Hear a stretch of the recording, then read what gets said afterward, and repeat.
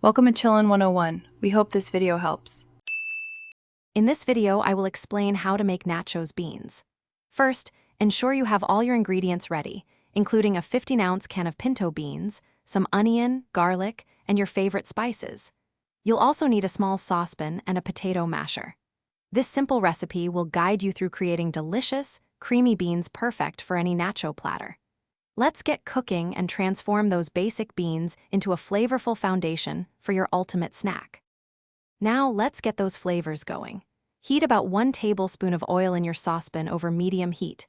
Add your finely diced onion and minced garlic, cooking until they are soft and fragrant, which usually takes about 2 to 3 minutes.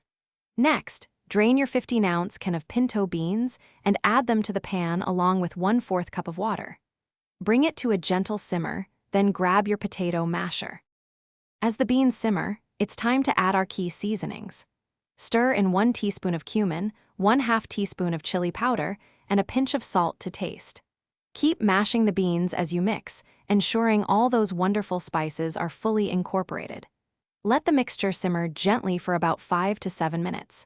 This allows the flavors to truly meld together and the beans to thicken to a perfect, creamy consistency.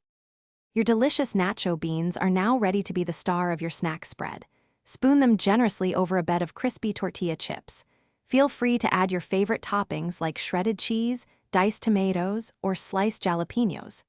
A sprinkle of fresh cilantro or a dollop of sour cream makes a fantastic finish. For more great deals and to grab that Little Trees Black Ice air freshener, check the description below.